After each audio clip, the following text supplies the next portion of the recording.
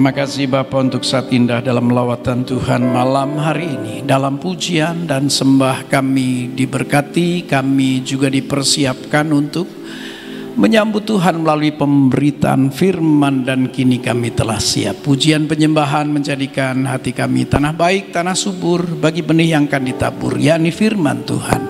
Dan firman adalah pribadi Tuhan sendiri. Kuasa-Mu Tuhan, kuasa firman tidak akan pernah kembali sia-sia. Cengkram kami dari awal, pertengahan hingga akhir, buat kami mengerti. Dan dalam anugerah Tuhan sajalah kami melakukannya. Kami rindu semakin hidup berkenan, bahkan menyenangkan hati Tuhan. Ruangan ini pun sudah dipercik dengan darah Yesus, sudah dinyatakan sebagai teritorial kerajaan. Inilah ruang lawatan, ruang kehadiran-Mu, ruang perjumpaan khusus kami dengan Tuhan dan Tuhan dengan kami. Roh Kudus, mari seleluasa mungkin beracara dan menjamah kehidupan setiap kami. Berbicara ya Bapa, kami siap duduk diam dan mendengarkannya. Dalam nama Tuhan Yesus Kristus kami pun berdoa. Haleluya. Amin. Beri kemuliaan untuk Bapa kita. Haleluya. Puji Tuhan. Shalom. Senang jumpa lagi, selalu karena Tuhan. Amin. Baik, saatnya kita diberkati melalui sabda, pemberitaan firman. Kita akan bincang hal kesetiaan dengan tema Be Faithful, jadilah setia. Karena pada akhirnya kita paham bahwa hal kesetiaan bukan kemampuan insani, tapi kemampuan ilahi. Karenanya mari kita belajar agar semakin setia sebagaimana Bapa kita yang setia. Amin. Amsal 3 ayat 3, nanti tambahkan Mazmur 31 ayat 24 dan 25. Kali kedua pakai PPT di sini ya. Ya, puji Tuhan. Supaya enggak ketok ndeso. Haleluya. Baik, demikian. Janganlah kiranya kasih dan setia meninggalkan engkau. Kalungkanlah itu pada lehermu, tuliskanlah itu pada loh hatimu. Kasihilah Tuhan, hai semua orang yang dikasihinya. Tuhan menjaga orang-orang yang setiawan.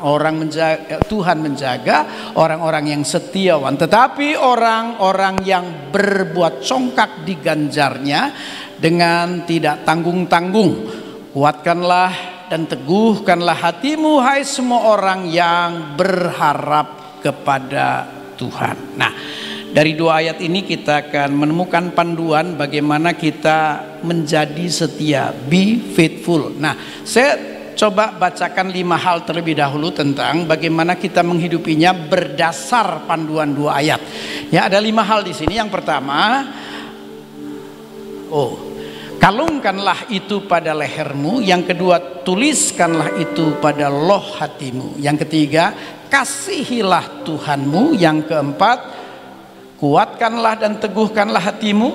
Dan yang kelima, berharaplah kepada Tuhan. Maksudnya kepada kasih setia Tuhan. Nah, baik saudara-saudara, ketika kita bincang hal kesetiaan, ya, ternyata dalam bahasa Inggris akan muncul 2 kata. Next. Loyalty dan fidelity, loyalitas dan fidelitas. Nah, saudara-saudara, kalau yang pertama hadir, yang kedua ada harapan. Yang pertama tidak ada, maka yang kedua nggak mungkin muncul, saudaraku. Karenanya, mari kita paham lebih dulu. Hal yang pertama, hal kesetiaan itu hal loyalitas. Loyalitas lebih pada sikap hati, bahwa seorang Kristen itu berbakti, menundukkan dirinya. Dia mengambil sikap sebagaimana Yesus pun sudah melakukannya. Kan dalam Filipi 2 ayat yang ke-7, Yesus mengosongkan dirinya dan mengambil posisi sebagai seorang hamba. Hamba selama ini kita tahu disimpulkan atau di dalam bahasa asli doulos. Namun seringkali lebih pada hamba yang melayani. Padahal doulos itu lebih mengarah pada budak. Jadi lebih rendah lagi, saudaraku. Kalau sampai Yesus saja mengosongkan dirinya, merendahkan dirinya serendah-rendahnya dan menjadikan dirinya hamba yang adalah budak, maka itulah hal yang juga harus kita lakukan. Kita harus menjadi seorang Kristen yang berbakti. Seorang Kristen yang sungguh menundukkan diri kita, ya. kata mengabdi atau menghamba itu kan menjadikan dirinya abdi atau menjadikan dirinya hamba. Nah, untuk menjelaskan hal ini saya ngambil contoh. Kalau pernah jalan-jalan ke Jogja, Anda pasti akan pernah, kalau pernah ya, harap-harap sih pernah masuk ke Keraton Jogja, dan Anda akan jumpa sekelompok orang yang disebut abdi dalem. Pernah ke Jogja? Wih, Anda fanatik Cirebon ya? Oke. Artinya nggak kemana-mana, kasihan. Kalau saja Anda ke Jogja ya dan masuk ke Keraton Jogja, maka Anda akan menjumpai sekelompok orang ya, mereka disebut abdi dalem. Dan kalau saja berdialog pasti Anda terkejut, karena udah lama sih saya pernah melakukannya. Saya ketemu seorang abdi dalem ya, dan saya bertanya, "Mas, sudah lama jadi abdi dalem?" "Sudah Pak, lama banget." "Lama banget? Masih muda kok." "Iya Pak, lama banget tuh maksudnya gini Pak, saya nih abdi dalem, bapak saya abdi dalem, mbah saya abdi dalem, bahkan buyut saya pun abdi dalem." Kira-kira mengherankan nggak ya, ada sebuah pekerjaan yang turun temurun sedemikian rupa dipertahankan. Pastinya menarik dong ya. Saya lanjut bertanya lagi, "Maaf ya Mas, dapat fasilitas apa dan digaji berapa? Kok bisa lama banget?" Kata banget pun tidak hanya Mas, Bapak, Mbah, Buyut, sampai semuanya pun terlibat sebagai abdi dalem. "Oh, kalau urusan itu, kami itu kalau urusan gaji antara 2.000 sampai 20.000. Anda nggak terkejut ya? Nggak apa-apa.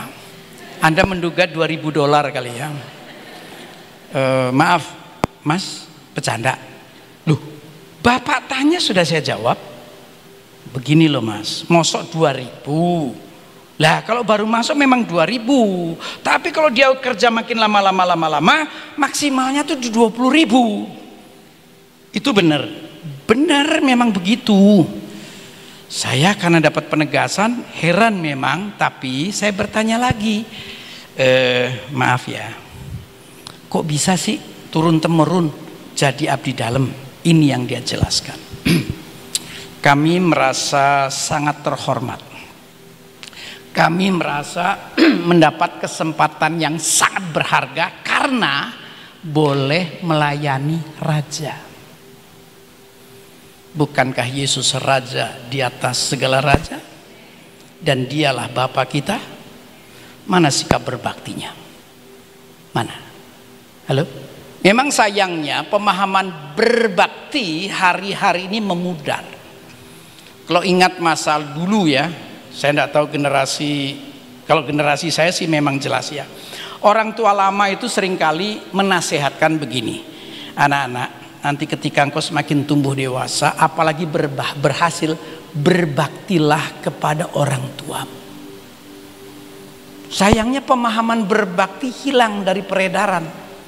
Anak-anak sekarang kan sepertinya jatuh dari langit langsung besar.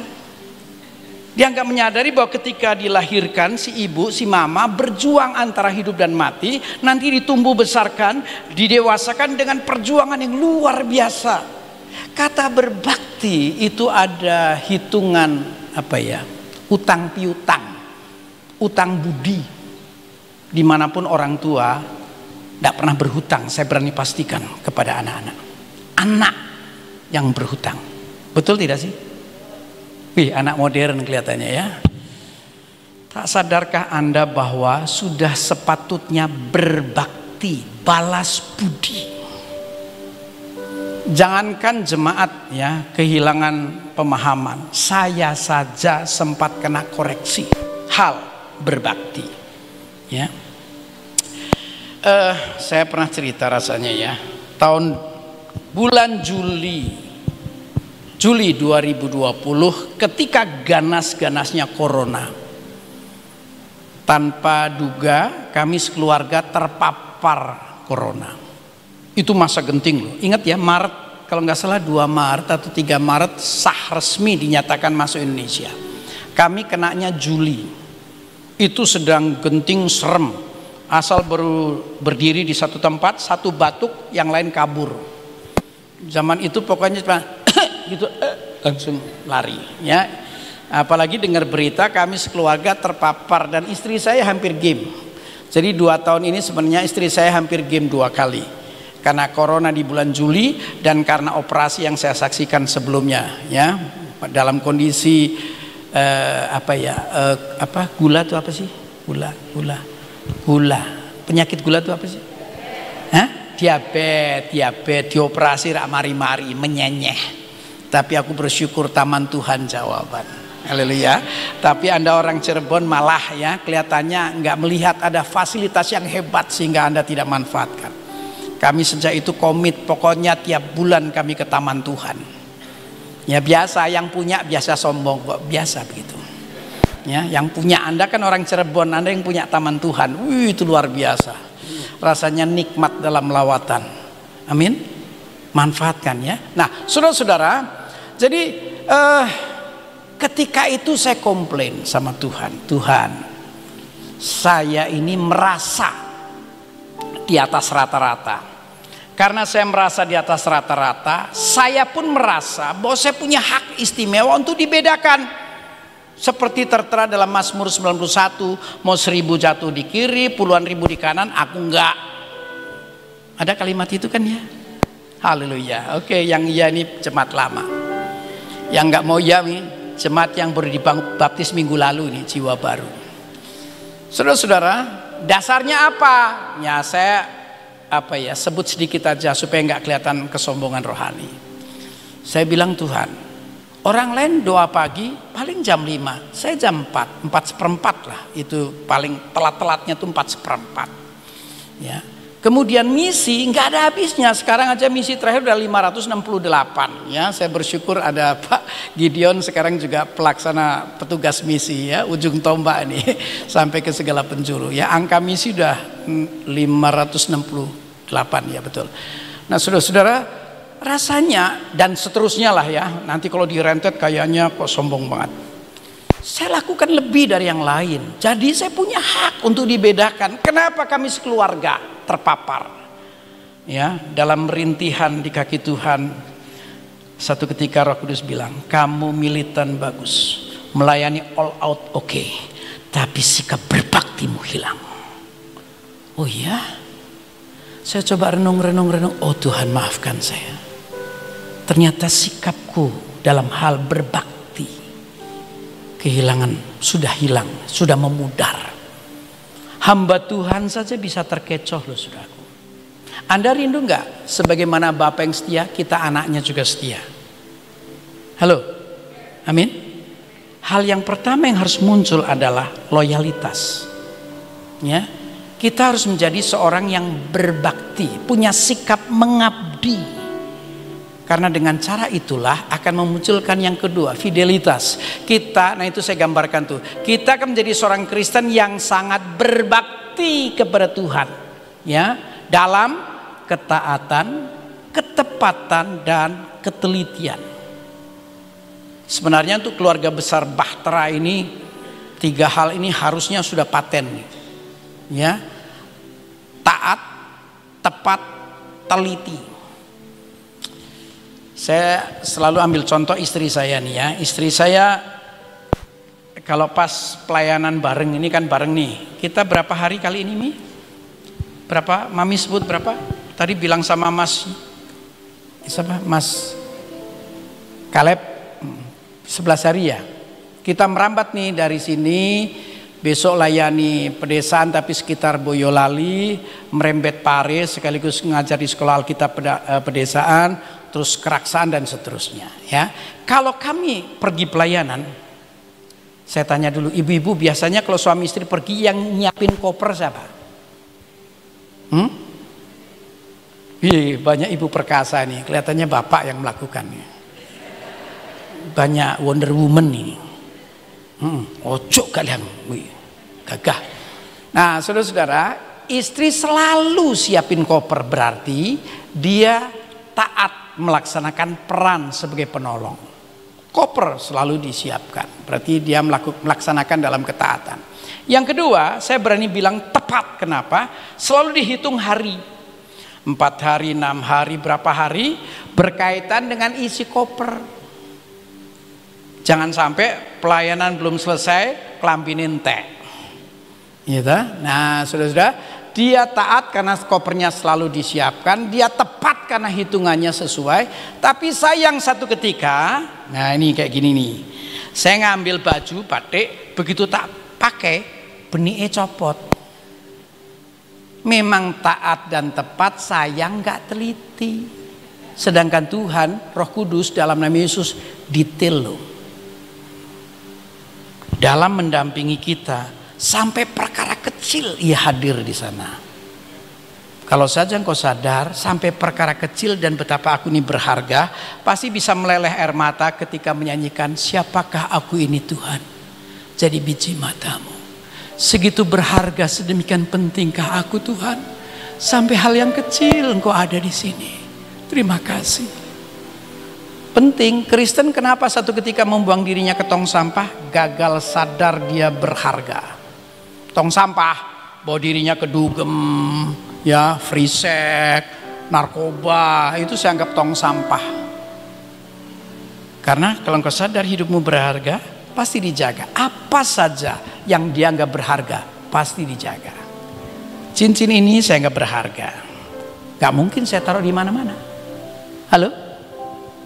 Bapak-bapak, istri berharga? Gak jawab. Oke, enggak apa-apa. Ibu-ibu, suaminya berharga? Lumayan sebagiannya, selebihnya kumpulan orang terluka. Nggak mau jawab perannya, lama-lama capek saya ini. Nah, saudara-saudara, apa saja yang berharga itu dijaga loh saudaraku ya. Nah, berbahagialah kekristenan yang mau menjadi setia. Karena kita akan menjadi seorang Kristen yang sangat berbakti, sadar. Ya, sadar bahwa Tuhan itu setia, mempersembahkan seluruh hidupnya untukku. Aku akan berbakti, aku akan balas budi, aku akan singkirkan semua pikiran lain, harapan-harapan yang lain. Aku mau berbakti, aku akan balas budi dalam ketaatan, ketepatan, dan ketelitian. Jangan abai, karena Tuhan kita detail, cermat, teliti. Like father, like son. Kalau bapaknya sedemikian rupa, begitulah anak-anak. Oke? Karena nggak ada yang amin ya, nggak tahu anak siapa. Anak Tuhan kah? Haleluya. Oke. Apa sih hasil akhirnya? Nah, saya gambarkan begini. Kalau saja kita mau terus menjadi setia, saya gambarkan dalam 3 situasi. Yang pertama, kita akan jadi Kristen yang berkenan, bahkan menyenangkan hati Tuhan.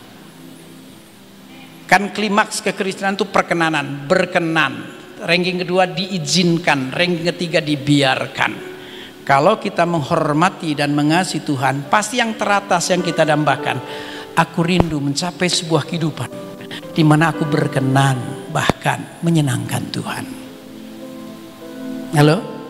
Oke. Yang kedua, kalau saja kita terus berjuang untuk menjadi setia, kita tidak hanya seorang yang mendekat, melekat, bahkan menyatu di hati Tuhan. Sama halnya Daud. Daud tidak hanya seorang yang mendekat hingga melekat, tapi di hati Tuhan. Kalau Anda ada di hati raja di atas segala raja, dengan segala kemegahan kemuliaan sebagai sumber kehidupan, kebayang gak bahwa Anda di hatinya, Anda selalu diingatkan, diingatnya, dan yang terbaik yang akan hadir. Halo? Amin. Nah, kalau suami ada di hati istri, pasti engkau sering menemukan yang indah-indah, yang terbaik. Ya, kalau enggak menemukan, ya saya enggak tahu ya. Hari ini mungkin Anda mesti masuk dalam proses pemulihan ya. Sama halnya ya, sebaliknya juga demikian ya. Harap-harap kita tidak hanya mendekat. Ibadah ini kan agama apapun, saya pernah bilang ya. Tema ibadah agama apa saja. Tanyalah agama apa saja. Anda kalau bergaul tanya, kamu orang beriman? Beriman. Ibadah? Jelas. Dalam rangka apa? Sama isinya. dalam rangka mendekatkan diriku kepada Allah yang kupercaya. Betul? Pastikan dalam ibadah Tuhan hadir, bukan soal kehadiran semata, tapi perjumpaan secara pribadi. Jumpa antar kita bagus, jumpa hamba Tuhan lebih bagus, tapi yang terlebih hebat adalah jumpa Tuhan yang hadir. Karena pengalaman jumpa pribadi dengan Tuhan itu menghasilkan terobosan. Tuhan begitu Anda mengalami perjumpaan, pasti Tuhan bukan penonton.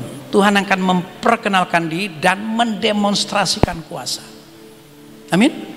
Breakthrough di segala bidang. Nah, sejak pengalaman jumpa itu putuskan mau jumpa temporary atau jumpa berlanjut.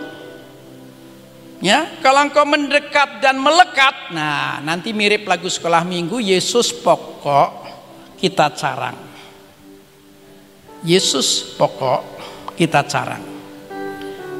Nantinya kalau benar ini carang, melekat pada pokok, apapun yang mengalir pada pokok, dia pun akan mengalir pada carang. Salah satunya kesetiaan. Halo? Jangan kira mudah loh jadi setia. Untuk menjadi setia ternyata tidak mudah. Kecuali Anda semakin mendekatkan dirimu hingga melekat, apalagi di hati Tuhan. Nah, selama ini Anda sudah memastikan bahwa Anda melekat? Sudah? Haleluya. Oke.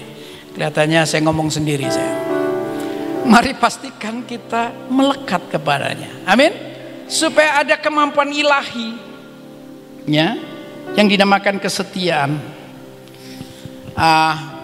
Kalau kita mengupayakannya, maka kemampuan itu akan hadir.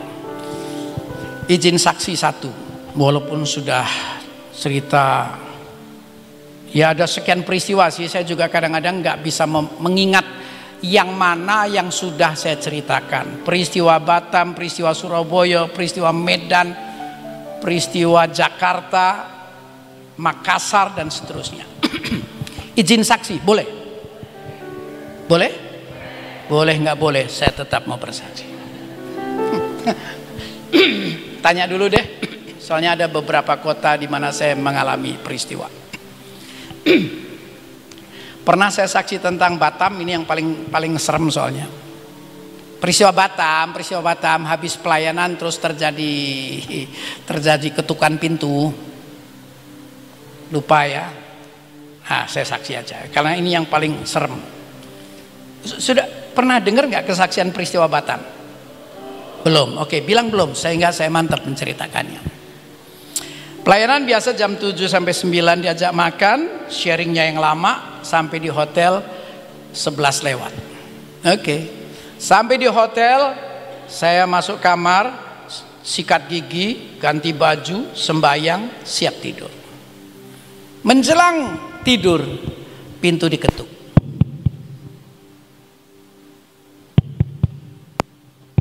Karena terus diketuk, saya cuma mikir, apa ada janji? Rasanya enggak.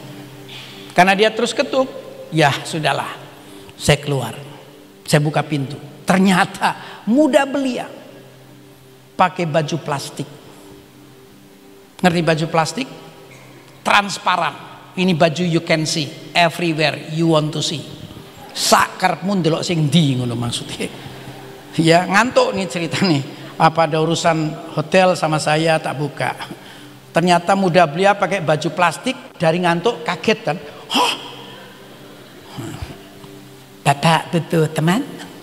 Dengan cadelnya ya. Kan sekian tahun lalu kan terkenal tuh wisata seks orang Singapura tuh ya, suka datang ke Batam. Bapak butuh teman? Tidak. Tak tutup, grek. Balik ke tempat tidur tuh misuh. Kurang ajar, ngantuk aku turun. Naik ke tempat tidur, niatnya tidur, ternyata susah. Film merah hilang-hilang. Dari ngantuk mau tidur saya itu ya, kayak hilang-hilang. Kan biasa pakai teori pujian penyembahan. Oh, haleluya. Saya mungkin kecapean ya. Wes meh blas, ketukan berikut jam 1-an. Saya udah batin, ini jangan-jangan sama ini. Tapi dia militan loh, nggak berhenti-berhenti, kadang berani keras. Waduh nih orang, tak buka lagi. Ternyata beli yang lain, tapi bajunya sama, plastik. Ya, nggak usah dikembangkan kemana-mana. Ya, pakai lidah cadel juga. Bapak butuh teman? Saya bilang tidak. Tapi nutupnya kalah cepat sama yang pertama. Kan tadi pertama kaget, tidak. Yang kedua tidak. Tapi nutupnya kalah cepat. Karena kalah cepat, jadi lihat mentrok. Megat. Waduh, tak tutup Greg. Naik lagi ke tempat tidur, niatnya tidur. Tambah susah, filmnya double. Waduh, parah. Dengan susah payah saya berusaha tidur. Jam 3, menjelang jam 3 ketukan berikut. Tak tutup bantal segala macam, dia ketuk terus. Saya sadar nih, saya telepon istri saya, Mami, papi di tepi jurang. Artinya kuda-kuda iman saya udah goyang.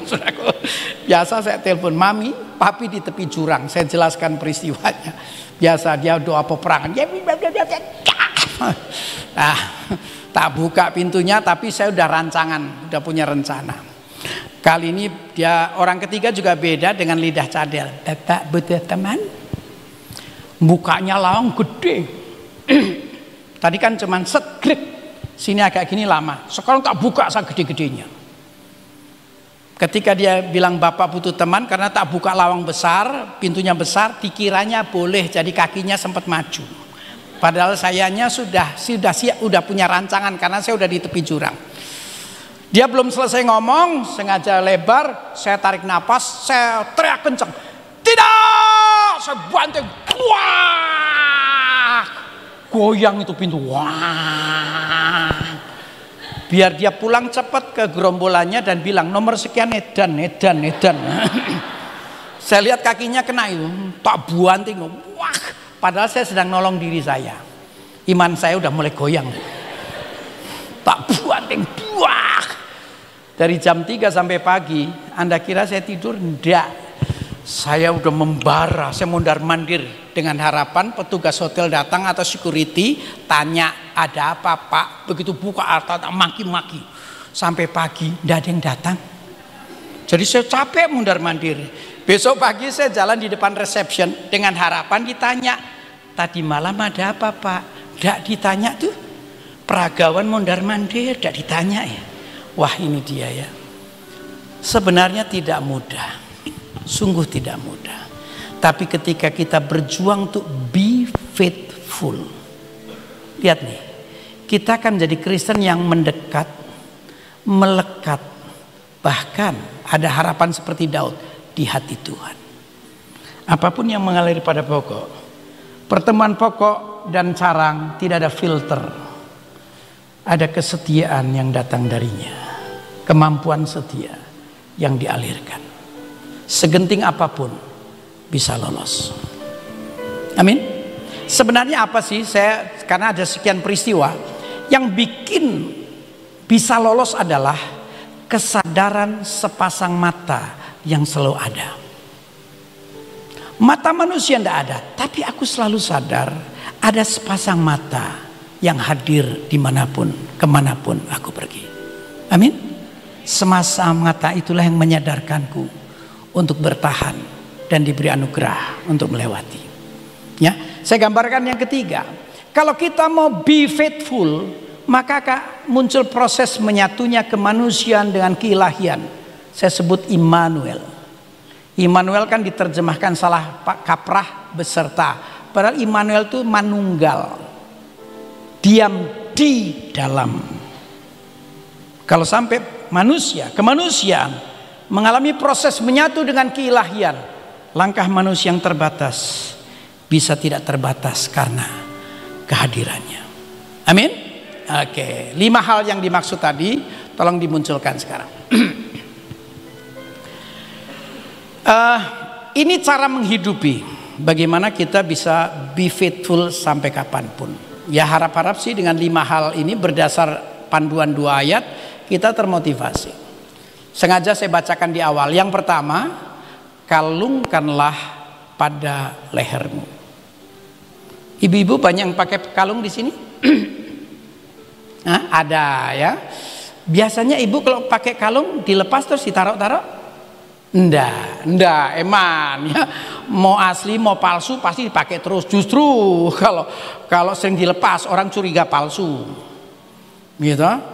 Biar dikira asli, kuning asli emas, pakai terus. Tapi biasanya memang akan terus dipakai ya. Artinya jangan sampai ditinggalkan. Kalungkanlah. Ini bicara tentang bagaimana seorang Kristen sadar melekat padanya apa yang dinamakan amanat agung. Oh ya, tadi ada yang lepas dari penjelasannya. Sorry ke lembaran awal supaya bisa memperkuat yang ini. Yang lembaran pertama itu kan janganlah kiranya kasih. Kasih itu bahasa Yunaninya chesed. Chesed itu hal, goodness, kindness, artinya sifat kebaikan, sifat kemurahan. Kalau saja engkau mengalami kebaikan kemurahan Tuhan, maka itu akan hadir, seharusnya hadir. Amin. Tapi nggak cukup karena di situ tertulis chesed dan ehmet. Setia tuh ehmet, artinya ehmet itu firmly, stability, ya, truth, sesuatu yang berlanjut.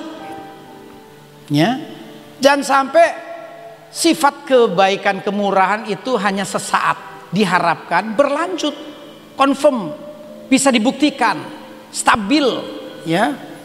Sebab kata setia itu kan melalui pengujian. Suami istri kalau dalam perjalanan rumah tangga nggak ada godaan, nggak bisa disebut setia. Betul? Tapi kalau dalam perjalanan, misalnya suami kan sebutannya ada ungkapan rumput di luar pagar nampak lebih hijau. Jadi suami kayaknya di mana-mana bandot. Enggak, yang di eklesia sih enggak, bukan bandot. Nah, saudara-saudara, kalau dalam perjalanan rumah tangga ada banyak godaan dari kuntilanak, kuntilemak, kuntilengkong dan kuntil-kuntil lainnya, dan dia tetap pada pasangan, teruji dia setia. Betul tidak? Jadi disinilah anjurannya. Janganlah kiranya kasih setia, chesed dan ehmet, ya ini satu kesatuan, meninggalkan engkau. Supaya tidak tertinggal, kalungkan. Pentingnya adalah setiap Kristen itu melekat padanya amanat agung, perintah agung. Harus dikerjakan, harus terlaksana. Ini anugerah untuk kita bisa melakukannya. Ya, kan di dalam amanat agung itu kelima hal, kita kembali ke 5 hal ya. Kan ada peran yang harus dikerjakan, garam dan terang. Menggarami artinya ketika kita sampai di satu komunitas yang sudah mulai sebutannya sudah hambar. Ya, menggarami ini kan menghadirkan cita rasa yang datang dari Tuhan. Kalau dia sudah hambar, kita harus hadir dengan kebaikan dan kemurahan. Dan itu bertahan. Tidak memudar. Agar mereka menangkap bahwa orang Kristen, anak Tuhan memang dibedakan. Amin? Iya. Ya. Karena ada orang-orang tertentu yang kelihatannya menjalani hidup tuh saya sebut hidup segan, mati tak mau. Pernah ketemu gak sih? Ada orang yang bilang, gua lama-lama nggak semangat, males gua hidup. Hah? Males lu hidup? Iya, udah nggak ngerti lagi dah. Males? Iya, gua udah males. Mampus saja? Enggak juga sih. Halo? Ada orang yang hidup segan, mati tak mau. Semoga bukan Anda. Anda orang yang bergairah. Dalam diri Anda ada chesed, ada kebaikan, ada kemurahan, dan itu kulakukan dari waktu ke waktu. Kasih setia, ya. Kita harus menerangi orang-orang yang sudah mulai semakin gelap, apalagi tahun depan ya.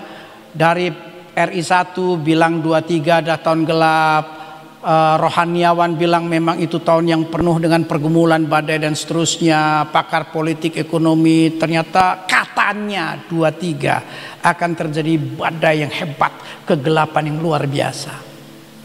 Saudara dalam Tuhan, saya yakin bahwa Yesus itu pembela, Yesus penolong sejati yang tidak akan pernah gagal.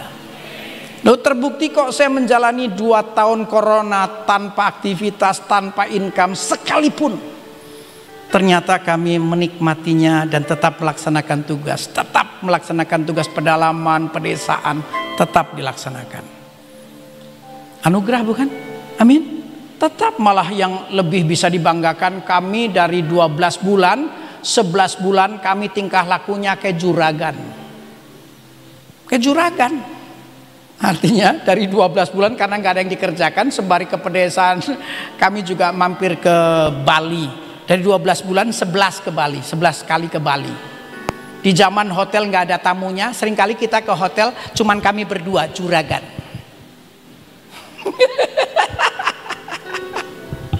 Kita sampai berdua sama istri, Mi, kita pemiliknya ya Mi. Zaman orang gak berani pergi, kami malah jalan-jalan sembari melaksanakan tugas. Sampai teman-teman bilang, Pak, pendeta lain gak ada yang berani jalan. Kami tetap jalan berdasarkan panduan pemerintah. Kalau harus swab, PCR. Dan kami lakukan. Tapi kami tetap melaksanakan tugas, memberitakan pekabaran. Amin. Allah kita hebat kok. Setuju? Oke. Kita harus melaksanakan berita keselamatan surat yang terbuka. Kita juga harus menjelaskan imamat rajani bahwa Allah itu hidup. Allah kuasanya hebat dan bisa dibuktikan. Amin. Hal yang kedua, tuliskanlah pada loh hatimu. Kalau tadi saya simpulkan sebagai, di sini kok nggak muncul ya? Oh, ini diganti nih. Ini ada bagian yang lepas nih. Kalau tadi peran kehidupan, ya, amanat agung. Kalau ini yang kedua saya sebut pesan, mengesankan hidup. Ya, kalau tadi mewarnai hidup, ini mengesankan hidup. Oke. Kalau Anda sudah merasakan benar betapa kebaikan kemurahan Tuhan, kita akan memberikan lebih banyak perhatian. Kita akan semakin terarah seperti kompas kehidupan. Karena tidak boleh sekedar pesan. Ya. Kita akan melaksanakan peran amanat agung. Ada pesan melalui kehidupan kita dalam berbagai peran sebagai garam, terang, suratan berubah, imamat yang rajani. Tapi diharapkan pesan itu menoreh loh hati. Ini sama halnya khotbah. Anda dengar khotbah mungkin ratusan atau ribuan. Dan khotbah itu disebut pesan Tuhan. Betul? Pertanyaan, adakah pesan itu mengesankan hidup? Kalau engkau mendengar firman, pesan Tuhan dan mengesankan, pasti remanya hadir, jejaknya bisa ditemukan. Karena ketika pesan itu mengesankan, loh hati kita ditoreh oleh Roh Kudus. Amin. Jadi harapannya adalah jangan seperti angin lalu. Pesan ada, tapi sayang tidak mengesankan. Karena di sana tertulis loh hati.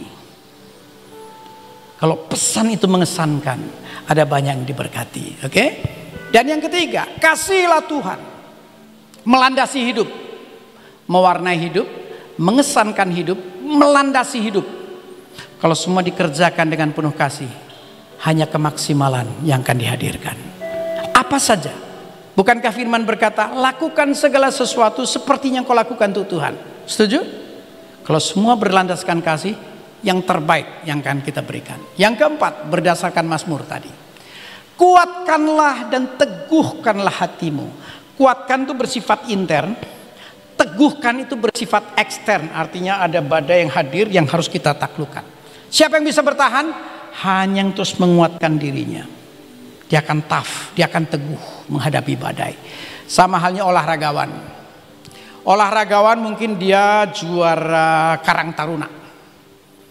Kalau dia ingin jadi juara kabupaten, dia harus menguatkan, dia harus melatih. Kenapa? Di tingkat kabupaten lawannya lebih hebat.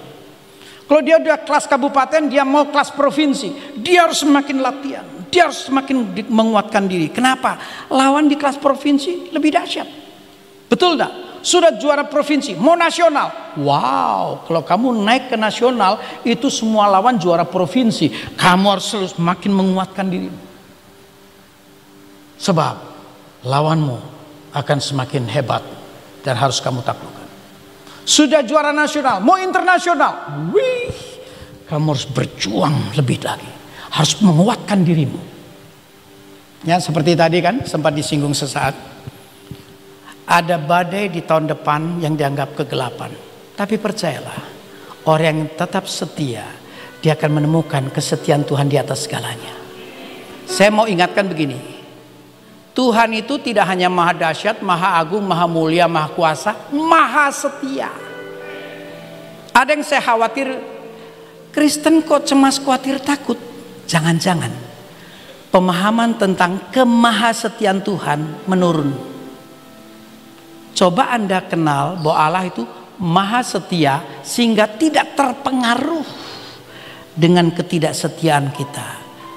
Karena Alkitab berkata, walau jatuh tidak akan tergeletak. Bukankah jatuh itu gagal? Tapi Allah jamin nggak tergeletak, sebab Dia mengulurkan tangan dan mengangkat kita lagi. Sepertinya Tuhan berkata, aku tahu keterbatasanmu, never give up, bangkit lagi. Begitu bangkit, ternyata ada tantangan yang membuat kita jatuh. Firman ini akan tetap berlaku, tidak akan tergeletak. Nah, pegang tangan papi. Papi tahu sejauh mana engkau mampu melangkah. Pegang, naik, bangkit lagi. Karena firman di Filipi 1 ayat 6 juga berkata, kalau Tuhan sudah memulai sesuatu yang baik, maka Dia tidak akan pernah berhenti di pertengahan jalan, namun menyempurnakannya. Anda merasa nggak Anda hari ini karya Roh Kudus? Tuhan sudah memulai. Jatuh, jamin nggak tergeletak. Kenapa? Maha setia. Karena Beliau maha setia, tidak terpengaruh, tidak tergoncang dengan ketidaksetiaan kita. Karena Dia ulurkan tangan dan dipastikan Dia akan menyempurnakannya. Amin. Coba bilang sama tetangga dulu, Bapa setia, Tuhan setia, jangan takut, jangan gentar. Ya, dan yang terakhir, kita harus berharap pada kasih setia Tuhan. Itu yang terus menghibur kita, yang memperbaharui kekuatan kita, yang membuat kita bertahan sampai kapanpun. Amin. Saya tutup dengan proyek percontohan. Ya, kalau saya tampilkan Yesus sebagai proyek percontohan, ini harusnya khotbah terpisah, namun karena sisipan tentu numpang lewat. Mungkin di Paskah kadang dimunculkan juga berita ini. Kita akan munculkan dua. Yang pertama tentu Yesus sebagai proyek percontohan dari kesetiaan. Yang kedua tokoh lain yang membuat Anda nggak berdalih. Kalau Yesus yang dijadikan contoh kan, itu kan Yesus, kita nggak mungkin setara. Oke, kita mulai dulu dengan Yesus. Yesus sebagai proyek percontohan. Coba munculkan. Oh sorry, sebelum sampai ke Yesus, ternyata kita harus menjawab dulu, kenapa kok kita harus tetap berharap pada kasih setia Tuhan, ya? Amsal 3 ayat 3, janganlah kiranya kasih dan setia meninggalkan engkau. Ini kan kata meninggalkan menegaskan bahwa ini kalimat personifikasi. Artinya kasih setia, kesetiaan adalah bagian dari satu pribadi. Nanti setelah kita lihat ayatnya, ternyata ini bagian yang ketujuh dari buah roh. Ya, next. Lanjut. Nah, sebelumnya kita jumpa dengan tema berjalan seirama dengan Tuhan, Galatia 5:25. Ini Galatia 5:22. Di Galatia 5, walaupun R-nya besar, ternyata semua tertulis sama, ya. Galatia 5 ayat 22, ya. Tolong ke selanjutnya nanti baru balik, ya. Ayatnya berkata, dalam bahasa Inggris langsung, ya. Oke, nggak apa-apa, ya. Ini menjelaskan bahwa roh itu bukan roh Allah, apalagi roh manusia. Ternyata R di sini spirit, dari Holy Spirit, ya. But the fruit of the Spirit, ya, is love, joy, peace, patience, kindness, goodness, faithfulness, gentleness, self-control. Ya, ini yang ketujuh, faithfulness yang sedang kita bahas. Nah, jadi R, kita balik ke lembaran tadi. Ya, R di sini roh, tertulis roh, buah roh. Ini bukan roh Allah, bukan Roh Kudus, tapi bahasa aslinya pneuma, penyuma, spirit dari Holy Spirit. Kalau saja kita terus mendekat hingga melekat, maka ada spirit dari Holy Spirit yang membuat kita bisa hidup dalam kesetiaan, dalam kondisi semangat, gairah, dan penuh hasrat karena ingin semakin menyenangkan hati Tuhan. Amin. Sejak hari ini mari kita bersemangat. Karena hal setia tidak hanya kepada Tuhan, pada lembaga. Berarti kalau Anda bagian dari eklesia, ini eklesia ya. Eklesia apa sih sih? Eklesia. Kalau Anda the member of eklesia, sampai kapanpun Anda tertanam di eklesia. Anda berikan yang terbaik di eklesia. Wah, kelihatannya banyak penyusup nih. Kita harus menjadi domba yang benar tertanam di eklesia. Karena di eklesia saja ada banyak pekerjaan yang bisa kita lakukan. Setuju? Nggak perlu cari yang lain. Di sini pun ada banyak peran yang bisa kita kerjakan. Amin. Saya mendambakan kenangan masa lalu. Ya kan sudah pernah cukup lama tugas di eklesia ya. Biasanya kalau plan eklesia itu dari masa-masa sebelum sapu rata bawah, terus naik ke atas sapu rata. Rindu, inilah masanya anak Tuhan setia bekerja bagi Bapaknya. Amin. Dengan semangat, dengan gairah, dengan hasrat. Pasti kalau Anda terus berjalan bersama Tuhan, Tuhan berikan pneuma, diberikan semangat, gairah, ada hasrat yang kuat. Ingat ya, setia kepada Tuhan, setia pada lembaga, setia dalam rumah tangga pasti, setia dalam pekerjaan, dalam bisnis, dalam apa saja. Mungkin orang berdalih, lah Pak, kalau perkara besar oke lah, kalau perkara kecil, firman berkata, sekecil apapun kalau engkau setia, akan sampai pada waktunya kairos Tuhan, perkara besar Tuhan buka. Percaya perkara besar Tuhan akan buka? Ketekunan Anda akan membawa hasil. Karena tekun itu salah satu kunci sukses ya. Oke, mari masuk pada proyek percontohan sekarang. Yesus teladan kesetiaan. Di Jumat Agung seringkali atau sesekali hamba Tuhan mengkhotbahkan tentang jalan salib. Jalan salib itu popularitasnya Via Dolorosa. Ya, di sini juga muncul ayat-ayatnya, tinggal kalau mau dicatat tinggal catat aja ya. Di sini ada 10 siksa yang Yesus harus alami. Tapi Yesus bertahan setia sampai tetes darah penghabisan. Ini harusnya dalam penghayatan, tapi karena sisipan jadi agak cepat menjelaskannya.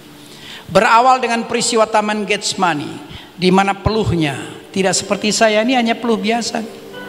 Tapi ketika Yesus bergumul mempertanyakan, kalau boleh cawan ini lalu daripadaku, ternyata tidak ada jawaban.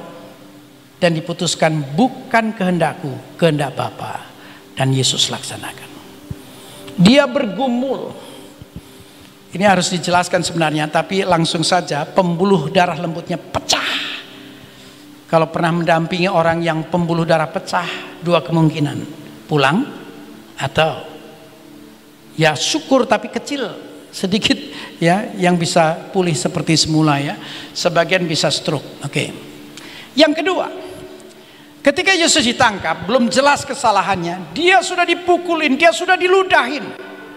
Yang ketiga, ketika diadili di hadapan Pilatus, terbukti dia salah.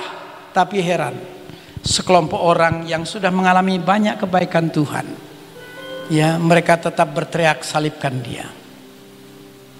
Ini yang saya simpulkan sebagai air susu dibalas dengan air tuba. Ya, kalau ditanya kenapa, terkecoh. Dikiranya Yesus merupakan pengenap nubuat PL. Karena di perjanjian lama kan ada nubuatan tentang masa kejayaan pemerintahan Daud akan terbit lagi. Dikiranya Yesus raja duniawi. No, Yesus raja sorgawi.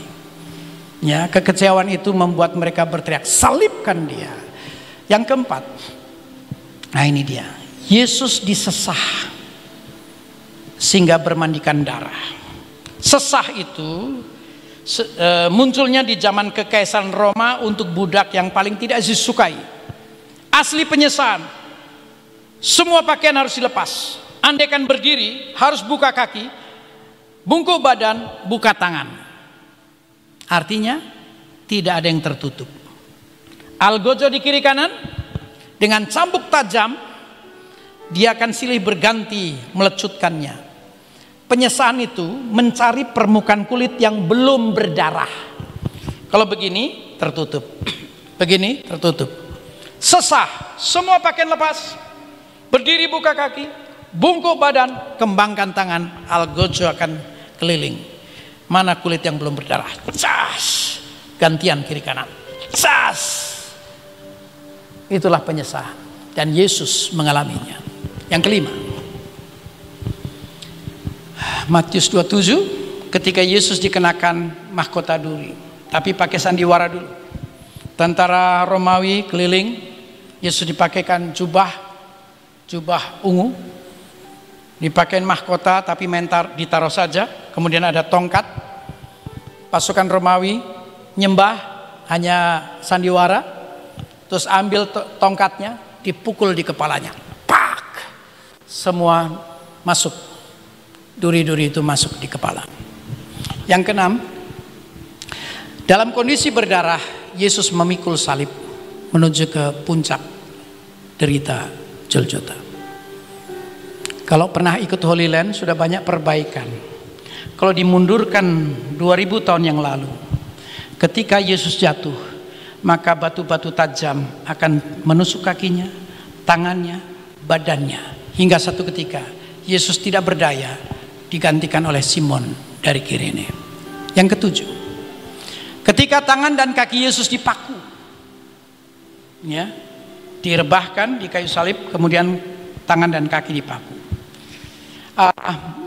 Di negeri di mana Kristen Ortodoks cukup dominan, tiap kali Jumat Agung akan ditemukan sejumlah volunteer sukarelawan. Satu ketika dunia dikejutkan dengan hadirnya seorang oma nenek di Filipina yang menjadi volunteer 17 kali. Diapain? Dipaku tangannya. Ya, kalau di gereja Ortodoks itu bisa, para sukarelawan itu bisa antri ingin memerankan Yesus. Ada nenek 17 kali. Memang harus melalui proses pemeriksaan kalau nggak salah di X-ray untuk ditahu celah tulang, nanti dikasih titik, di tempat itulah tangan akan dipaku. Kira-kira sakit nggak sih? Boleh pakai jarum pentul, coba sekali. Sakit pastinya ya. Saudara-saudara, tentu sakit. Dan para sukarelawan ketika ditanya, kok mau menjadi sukarelawan? Jawabannya mirip. Mereka akan berkata, ingin ku jelaskan kepada dunia, dengan cara inilah kita ditebus oleh Yesus Tuhan. Amin. Ya. Yang kedelapan, ketika Yesus tergantung di antara langit dan bumi, ya, ditinggalkan dari bawah juga dari atas dilepaskan, dia menjadi kutuk dosa seluruh umat manusia. 9, puncak penderitaan. Ketika Yesus merasa ditinggalkan oleh Bapaknya dan berkata, Eli, Eli, lama sabachthani. Kenapa ini disebut puncak penderitaan? Kita kalau mengalami pergumulan kadang bilang begini, siapapun boleh meninggalkanku asal Tuhan tidak meninggalkan aku. Betul? Dan Yesus ternyata ditinggalkan dari bumi, dilepaskan oleh Bapaknya. Dan penutup, ketika ia serahkan nyawanya, tetelestai, ya Bapa, ke dalam tanganmu kuserahkan. Ini pembuktian tentang betapa Yesus setia sampai tetes darah penghabisan. Amin. Nah, sekarang yang saya anggap setara.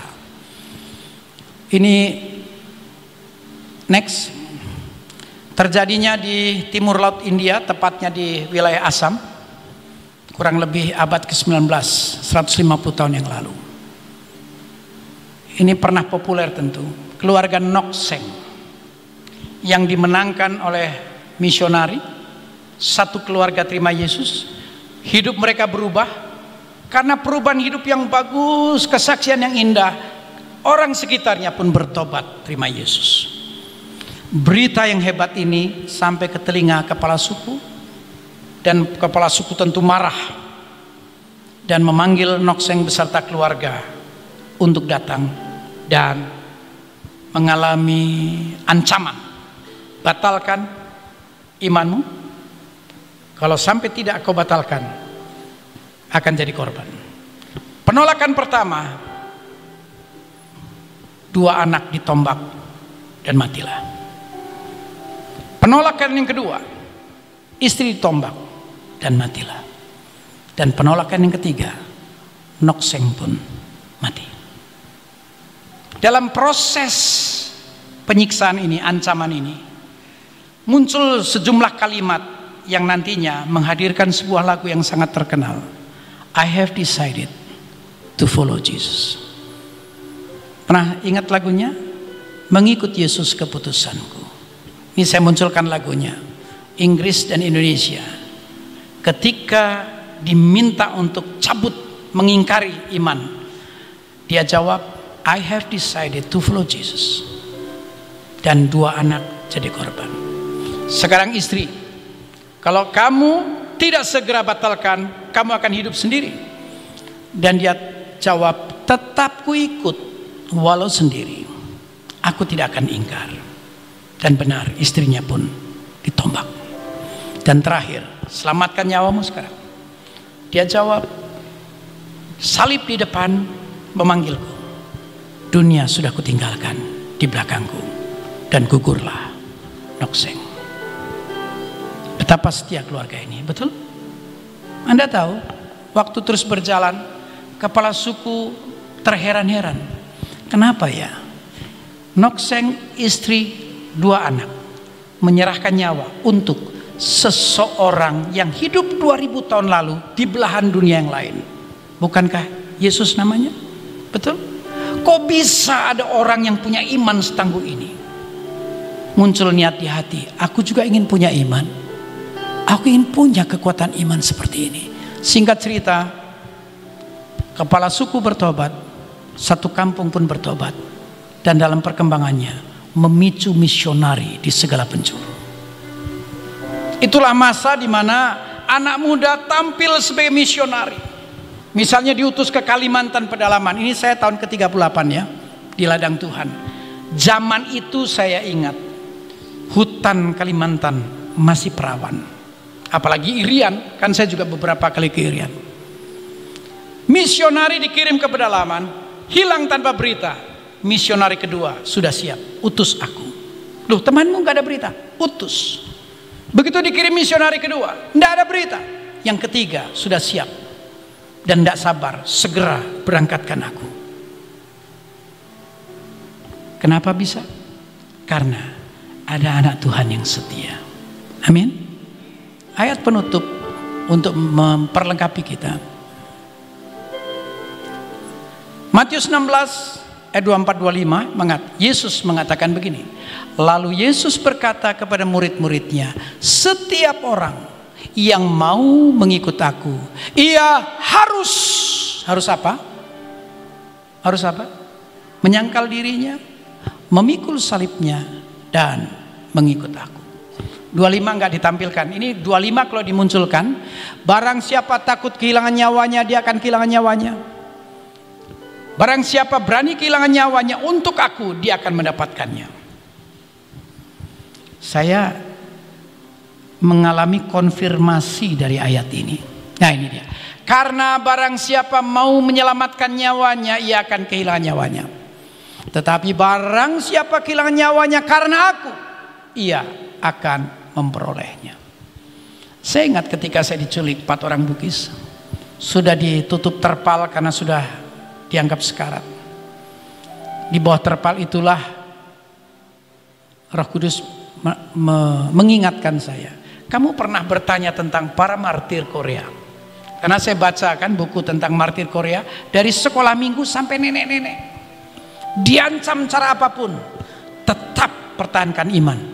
Dan hebatnya, menjelang ajal, rata mereka berkata, ampunkanlah mereka, karena mereka tidak tahu apa yang mereka perbuat. Saya baca martir Korea, buku, nggak bisa sekali baca. 3 kali baca. Sekali baca saya nangis beraung-raung. Saya tutup buku itu. Saya baca berikut, saya nangis lagi, saya nggak tahan. Saya tutup. Satu ketika yang ketiga saya baca, tetap saya nggak tahan. Saya menangis. Saya bertanya, Tuhan kok bisa? Kok bisa Tuhan? Dalam kondisi tersiksa melepaskan pengampunan. Aku nggak paham. Saya ingat ketika saya ditutup terpal. Kamu bertanya tentang martir Korea. Iya Tuhan. Coba ingat awal kamu mengalami penyiksaan. Saya ingat, oh pantas. Pukulan pertama di muka saya, di mana saya berdarah. Pukulan awal itu sangat menyakitkan.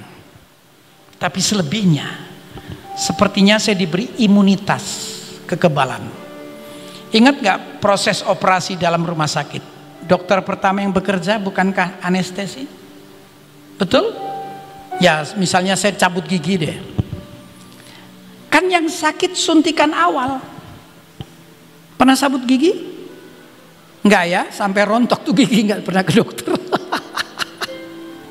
Saya juga pernah menunda lama, sampai satu ketika saya mau menghadap dokter. Suntikan pertama, sakitnya luar biasa. Saya ingat waktu gigi saya dicabut ternyata bengkok. Jadi saya diedel-edel nggak karuan. Itu dokter sampai segala arah, segala jurus. Sampai saya bingung nih saya mau diapain, dia sana. Tapi tidak sakit. Kenapa? Imunitas. Saya ingat betul, kamu rasa sakit di awal? Iya Tuhan. Dan waktu berjalan bagaimana? Walaupun diinjak, dipukul, balok dan lain-lain. Sepertinya cuma bek. Iya Tuhan. Itu sebabnya para martir bertahan dan melepas pengampunan. Kalau udah dengar ayat ini kelihatannya nggak perlu amin ya. Kalau urusan nyawa nggak amin ya. Nggak nyamin ya sudah, apa boleh buat. Kalau engkau tidak mau amin ya kita dengar Paulus dalam Paulus, apa yang dikatakan Paulus? Next. Filipi 1:21. Karena bagiku hidup adalah Kristus dan mati adalah keuntungan. Amin. Mari kita setia kepada Tuhan. Sebagaimana Bapa setia, mari kita setia. Karena melekat pada kita amanat agung. Pergi, jadikan segala bangsa murid. Tuhan Yesus berkati. Mari tundukkan kepala.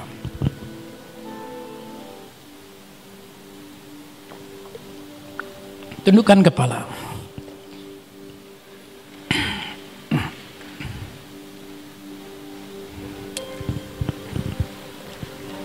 Musik hantar kita teduh.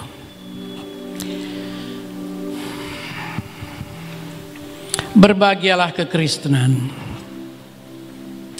Setiap anak Tuhan, kalau dia semakin mengabdi, semakin berbakti kepada Bapaknya. Karena kita patut membalas kasih setia Tuhan. Sebagai pengkhotbah berisiko, khotbah apapun akan dipertanyakan.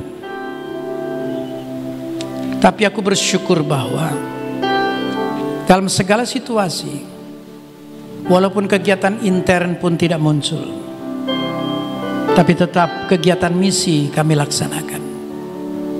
Rindu menyenangkan-Mu ya Tuhan. Rindu hidup berkenan kepadamu. Mari setia. Tadi Amsal jelas mengatakan bahwa kesetiaan itu bukan kemampuan kemanusiaan, tapi kemampuan ilahi. Hanya Kristen yang terus mendekat, melekat. Kalau engkau intim, bisa yang ketiga, ada di hati Tuhan. Indahnya kekristenan. Kalau engkau diberi kemampuan kesetiaan. Siapa tahu hari-hari ini engkau sedang bergumul dalam keluarga, dalam gereja. Bagaimana aku bisa bertahan setia ya Tuhan, dalam pekerjaan, dalam bisnis, dalam studi. Kesetiaan yang kau terus upayakan, be faithful, jadilah setia, akan menghadirkan Tuhan dan memberikan kemampuan itu. Dan sampailah di waktu Tuhan, engkau lihat kesetiaan itu akan menghasilkan kemenangan yang luar biasa. Mari sembah Tuhan, saudara. Haleluya, glory. Yesusku, Yesus kekasih jiwaku, betapa aku bersyukur sebab Yesus setia. Betapa aku bermazmur sebab Engkau pembela agung yang takkan pernah gagal. Bahkan kami menyembah Yesuslah Allah kami. Haleluya, haleluya, haleluya.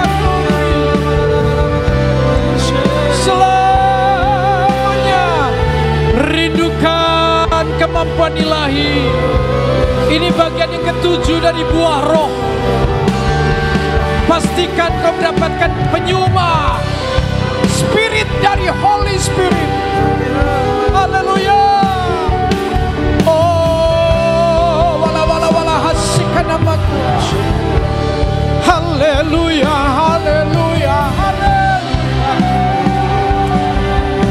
Selama-lamanya.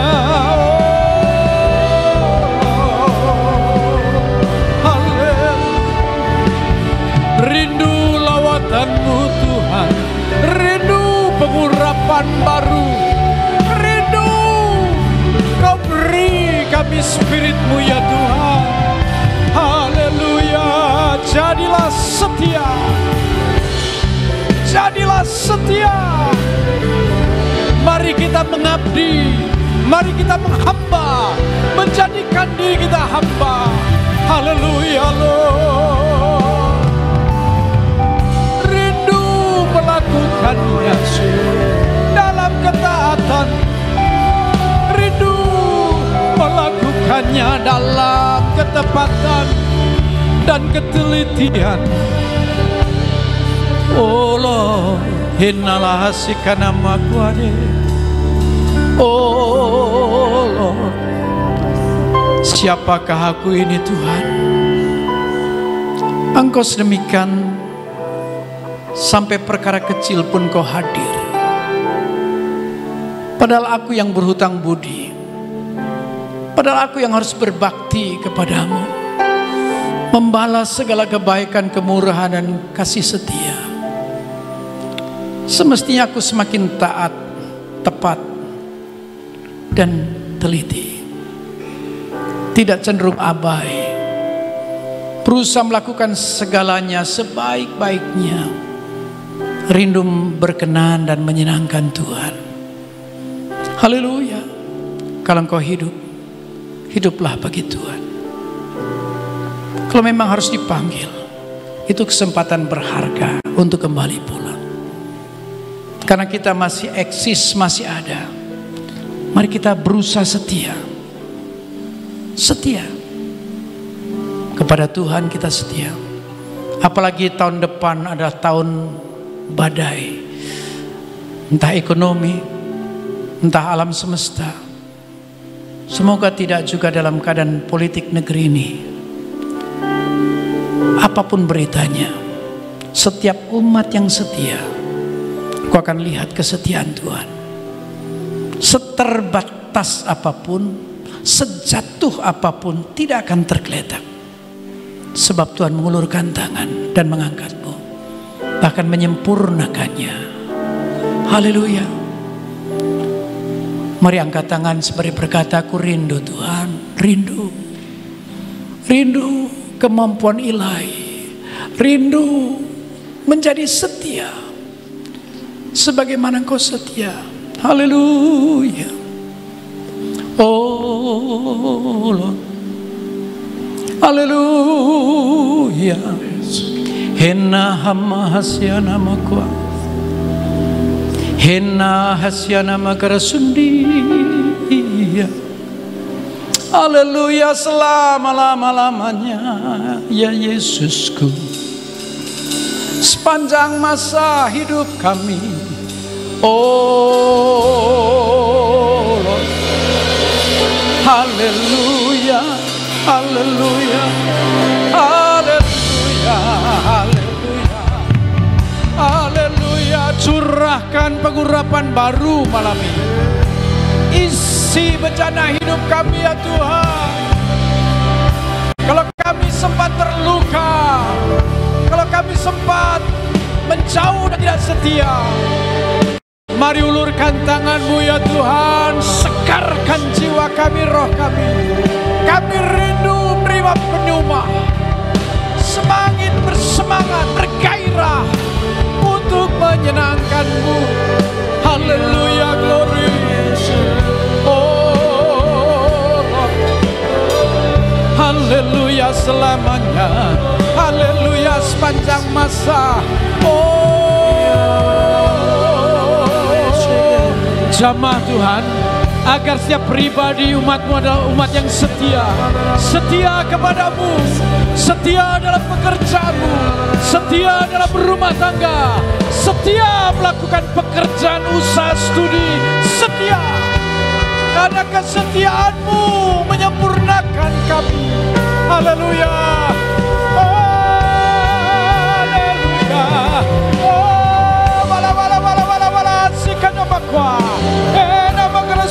Dalam nama Yesus, dalam nama Yesus, dalam nama Yesus, hamba menyatukan hati dan iman. Dua sehati cukup untuk kau beracara. Wala hasikkan nama kuade. Haleluya. Haleluya. Haleluya. Glory, kebaikan dan kemurahan-Mu ya Tuhan mewarnai hidup kami. Haleluya, haleluya. Glory.